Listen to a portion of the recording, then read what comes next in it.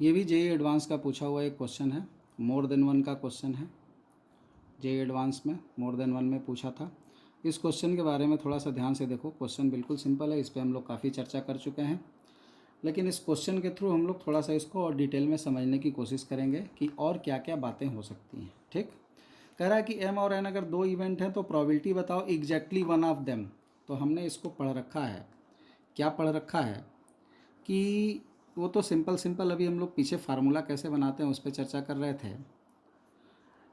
ये अगर m है और ये अगर n है, मोर देन वन है, एक से ज़्यादा ऑप्शन भी ट्रू हो सकता है। तो ये तो तुमको सीधे सीधे ट्रू दिख रहा होगा, क्योंकि पीछे हमने इस पर फार्मूला डिराइव कर रखा है। हमने फार्मूला बता दिया था कि ये एग्जैक्टली वन का क्या मतलब हुआ। एग्जैक्टली वन का मतलब हुआ कि ये वाला पार्ट और ये वाला पार्ट, इसी को क्या बोलते हैं, एग्जैक्टली वन बोलते हैं। यानी पूरे m में से पूरे n को जोड़ दो और इस बीच वाला पोर्शन को एक बार m के साथ भी जुड़ गया है और n के साथ भी, और ये तो लेना ही नहीं था, ये वाला पोर्शन तो लेना ही नहीं था, तो ये पोर्शन नहीं लेना था, तो m वाले में से भी एक बार घटा देंगे, n वाले में से भी एक बार घटा देंगे, तो दो बार घट गया। तो इसका मतलब क्या हो गया, ये जो पहला वाला ऑप्शन है m वाला प्रोबेबिलिटी n वाला प्रोबेबिलिटी में से दो बार कॉमन घटा दिया, इसका मतलब ये क्या हो गया, ये एग्जैक्टली वन हो गया। ठीक, एक चीज़ और तुम यहाँ पर देख सकते हो कि एक्चुअल में ये जो डायग्राम यहाँ पर बना, क्या ये डायग्राम इस तरीके से बन सकता है। ये पूरे में से अगर हम माइनस कर दें इसको, तो जो डायग्राम आएगा क्या वो ऐसा आएगा।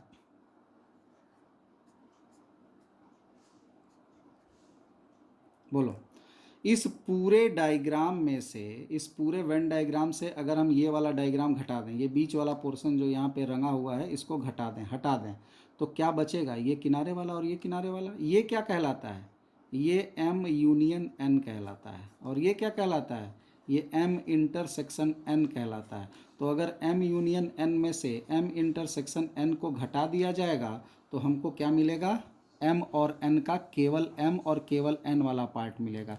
यानी कि अगर हम ये देखें कि probability of m union n में से probability of m intersection n अगर माइनस कर दिया जाता है तो भी हमको जो रिजल्ट मिलता है वो क्या मिलता है, प्रोबेबिलिटी ऑफ एग्जैक्टली वन मिलेगा इन m एंड n।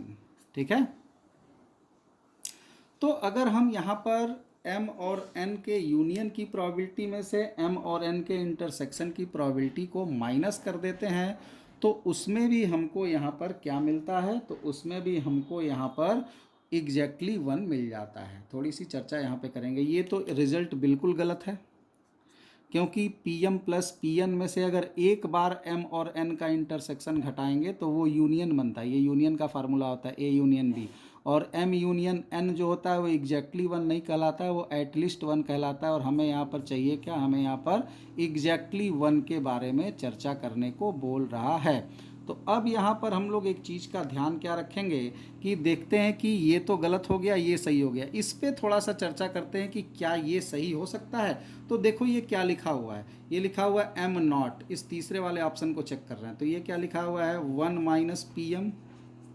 ये क्या लिख सकते हैं, वन माइनस पी एन। ये क्या लिखा हुआ है, माइनस टू टाइम्स, आप इसको यहाँ पर m माइनस एन या इंटरसेक्शन यहाँ कर लो। इसको क्या बोलते हैं, m not and n not, मतलब नाइदर m नॉर n, न तो m लेना है न तो n लेना है। तो न m न n मतलब क्या, वन माइनस m और n।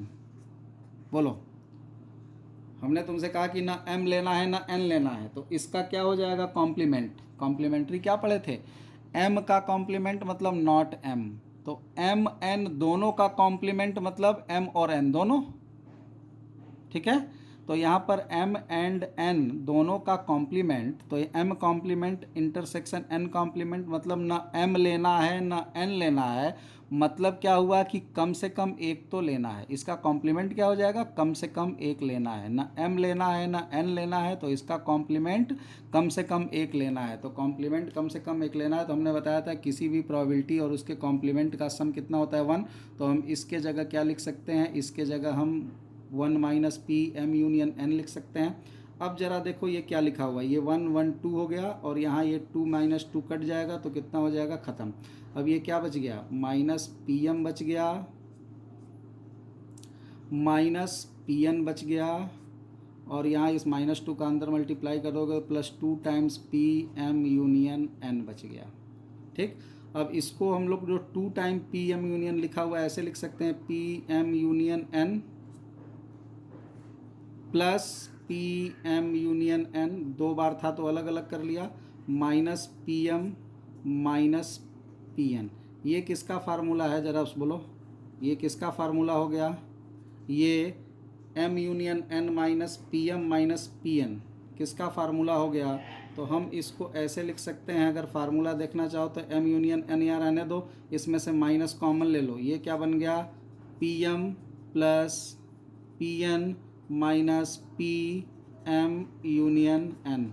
ये किसका फार्मूला होता है, ये पहला फार्मूला जो हमने एडिशन थ्योरम में बताया था कि ए यूनियन बी की प्रोबेबिलिटी बराबर P A plus P B minus P A intersection B, उसमें सब्जेक्ट चेंज करके हमने निकाला था P A intersection B is equal to P A plus P B minus P A union B. तो ये वाला पोर्शन क्या लिखा हुआ है, तो ये वाला पोर्शन को हम लोग लिख सकते हैं, ये तो लिखा हुआ है पी एम यूनियन एन, और इसको अगर देखा जाए फार्मूले से तो ये क्या लिखा हुआ है, एम इंटरसेक्शन एन लिखा हुआ है। और हमने अभी थोड़ी देर पहले आपको बताया कि M union N minus M intersection N भी क्या होता है, एग्जैक्टली 1 ऑफ एम एन होता है। अभी ऊपर हमने यहाँ डायग्राम से इसको समझाया भी था। इसका मतलब कि ये वाला भी किसको इंडिकेट कर रहा है, एग्जैक्टली 1 ऑफ एम एन को इंडिकेट कर रहा है। तो सी ऑप्शन भी हमारा क्या हो गया, करेक्ट आंसर हो गया। अब डी ऑप्शन देखो, डी ऑप्शन तो देख के ही लग रहा है सही है। कैसे, ये जो डायग्राम का यहाँ पर शेप लिखा हुआ है इसी से तो फार्मूला डिराइव किए थे। इसका मतलब क्या हुआ, इसका मतलब समझो क्या हुआ, इसका मतलब एम एंड नॉट एन, मतलब एम लेना है एन नहीं लेना है, मतलब ये, और एम नॉट एंड एन मतलब एम नहीं लेना है खाली एन लेना है, मतलब ये। अब इन दोनों की प्रोबेबिलिटी को जोड़ देंगे तो क्या आएगा, इन दोनों को जोड़ेंगे, इसी को तो एग्जैक्टली 1 बोलते हैं, तो ये एग्जैक्टली 1 ही लिखा हुआ है सीधे, तो ये ऑप्शन भी यहाँ पे सही हो गया। तो इस क्वेश्चन का ऑप्शन क्या हो गया, ए हो गया और सी हो गया और डी हो गया, ये तीनों ऑप्शन करेक्ट हो गए इस क्वेश्चन में। तो ध्यान रखिएगा, मोर देन 1 के जितने भी क्वेश्चन जेई में आते हैं तो आपको हर ऑप्शन को ध्यान देना पड़ता है, ऑप्शन पे फोकस करना पड़ता है। ठीक है, सीधे क्वेश्चन का रिजल्ट देख करके और केवल पहले वाले पे अगर टिक लगा दोगे तो क्वेश्चन आपका पूरा सही नहीं होगा। मोर देन 1 में हर ऑप्शन पे आपको अलग अलग नंबर्स होते हैं, तो इसलिए ध्यान रखना पड़ेगा। तो हर ऑप्शन आपको चेक करना पड़ेगा कि वो किस तरीके से रिलेट हो रहा है दिए गए क्वेश्चन से, और केवल एक ही पर्टिकुलर फार्मूला ही अप्लाई हो हर जगह ये ज़रूरी नहीं है। आप डिफरेंट डिफरेंट टाइप के फार्मूले क्रिएट कर सकते हैं अगर इस तरह के डायग्राम फॉर्म को ध्यान में रख के फार्मूला बनाओगे, रटोगे तो हर पर्टिकुलर ऑब्जेक्ट पर आपके पास एक फार्मूला तो आ जाएगा, लेकिन जब तक उसकी थीम समझ में नहीं आएगी आप ऐसे क्वेश्चंस को नहीं कर सकते। जैसे इस क्वेश्चन को केवल फार्मूला रट के अगर कोई करेगा तो पहला वाला ऑप्शन टिक लगा देगा, तीसरा और चौथा छोड़ देगा और उसको नंबर एग्जाम में नहीं मिलेगा। और जो समझ करके देखेगा कि एग्जैक्टली 1 का वेन डायग्राम में मीनिंग क्या होता है, वो हर ऑप्शन को चेक कर लेगा कि उसके मीनिंग को वो वेरीफाई कर रहा है कि नहीं। अगर वो उसकी मीनिंग को वेरीफाई कर रहा है तो वो भी उसका रिजल्ट होगा। अगला एक एग्जाम्पल और देखो इस पर, ये भी देखो जेई का ही आया हुआ क्वेश्चन है। इसमें कह रहा है कि probability that at least 1 of event A और बी अकर। क्या क्या दिया हुआ है, लैंग्वेज को पहले सिंबल में कन्वर्ट करो, हमने बता रखा है। यहाँ पे क्या दिया हुआ है, सबसे पहले दिया हुआ है probability that at least 1 of event A और बी अकर। एटलीस्ट 1 का मतलब probability A union B, at least 1 मतलब ए यूनियन बी कितना है 0.6। A and B both occur simultaneously, दोनों एक साथ हो रहे हैं तो वो 0.2 दिया हुआ है, यानी probability of A intersection B both occur simultaneously को इंटरसेक्शन बी से डिनोट करते हैं, बताए थे। तो ये कितनी वैल्यू हो गई 0.2 हो गई। अब अपने को वैल्यू किसकी निकालनी है, अब वैल्यू निकालनी है probability of A not plus probability of B not की।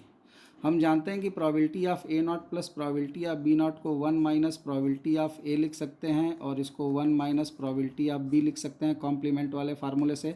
1 और 1 2 हो गया, माइनस अंदर क्या लिख सकते हैं P A plus P B लिख सकते हैं। ठीक, अब P A plus P B कैसे आता है, ये दोनों अगर हमको पता है तो P A plus P B कैसे आएगा। तो चूंकि हम जानते हैं कि पी ए यूनियन बी की वैल्यू कितनी होती है, P A plus P B minus P A intersection B होती है। अगर हम इस ए इंटरसेक्शन बी को इधर शिफ्ट कर दें तो ये हो जाएगा P A union B plus P A intersection B. तो इसकी वैल्यू कितनी हो जाएगी, P A plus P B के इक्वल हो जाएगी। यानी P A plus P B की वैल्यू हमारे पास आ गई। इसकी वैल्यू 0.6 है, इसकी वैल्यू 0.2 है। अगर इन दोनों को ऐड कर दें तो ये कितना आ जाएगा तुम्हारा, ये आ जाएगा P A plus P B आ जाएगा। तो total P A plus P B जोड़ दिया तो कितनी वैल्यू हो गई, 0.8। तो यहाँ पर हम रिजल्ट में क्या लिख देंगे, 2 माइनस 0.8, 2 माइनस 0.8 मतलब वैल्यू कितनी आ गई, 1.2 आ गई। अब यहाँ पर एक चीज़ ध्यान में रखना, आंसर जो यहाँ लिखा हमने, अब यहाँ आंसर 1 से बड़ा आया। 1 से बड़ा आंसर आने का ये मतलब नहीं हुआ कि प्रोबेबिलिटी 1 से बड़ी हो गई। यहाँ देखो दो प्रोबेबिलिटीज़ के सम को पूछ रहा है। यहाँ ए और बी दो इवेंट की प्रोबेबिलिटी का सम पूछ रहा है। ये रिजल्ट तो 1 से बड़ा आ सकता है। दो 1 से छोटी क्वांटिटी को ऐड करके 1 से बड़ा लाया जा सकता है। 0.9 प्लस 0.9 दोनों 1 से छोटे हैं, बट ऐड करने पर 1.8 आ गया। तो यहाँ पर ध्यान रखना कि ये 1.2 से कंफ्यूज नहीं होना कि ये प्रोबेबिलिटी की वैल्यू सर ने तो डिराइव किया था कि प्रोबेबिलिटी कभी भी 1 या 1 से बड़ा नहीं हो सकता। 1 हो सकता है या 1 से छोटा हो सकता है, 0 हो सकता है या 0 से बड़ा हो सकता है। लेकिन यहाँ पर 1.2 रिजल्ट इसलिए आ रहा है क्योंकि यहाँ पर एक प्रोबेबिलिटी नहीं है, यहाँ पर दो प्रोबेबिलिटीज़ के सम की बात हो रही है। तो इस पर्टिकुलर केस में आपका रिजल्ट 1 से बड़ा हो सकता है। ठीक है, तो ये कुछ क्वेश्चंस थे, कुछ लैंग्वेज पे क्वेश्चंस थे, कुछ डायरेक्ट सिंपल पे क्वेश्चंस थे। और ये जितने भी क्वेश्चंस हैं, ये सारे क्वेश्चन अभी हमने जितने भी कराए ये सारे जेई के ही क्वेश्चन थे। जेई के क्वेश्चन हमने इसीलिए लिए ताकि आपको ये पता हो कि जो पीछे आप डायग्राम पढ़े हैं उस डायग्राम से हमें बहुत सारे क्वेश्चंस मिलेंगे एग्जाम में, आते हैं एग्जाम में। तो उन डायग्राम को आप कायदे से तैयार करिए वेन डायग्राम से, और उनसे फार्मूला डिराइव करने की आदत डालिए। लिखे हुए फार्मूले को रटने की ज़रूरत नहीं है। कुछ बेसिक फार्मूले जैसे ए यूनियन बी का, एग्जैक्टली 1 का, या A union B union C का, जो बेसिक फार्मूला है इसको आप याद रख सकते हैं। बट उनको याद रखने के साथ साथ ये भी ध्यान में रखना पड़ेगा कि उनको किस तरीके से हम लोग डेराइव किए हुए हैं। उस डेरिवेशन को ध्यान में अगर रखोगे तो कभी भी मोर देन 1 का, जैसे अभी ये क्वेश्चन हमने दिखाया एग्जैक्टली 1 का क्वेश्चन था, बट डायरेक्ट फार्मूला अगर रटा होता तो वो क्वेश्चन गलत हो गया होता। उसका कॉन्सेप्ट समझ के रखोगे तो हर ऑप्शन को आप उस कॉन्सेप्ट से वहाँ पे सॉल्व कर सकते हो। ठीक है, तो इसलिए केवल फार्मूला रटने की कोशिश मत करिए, उसके डेरिवेशन को और कॉन्सेप्ट को भी समझने की कोशिश करिए।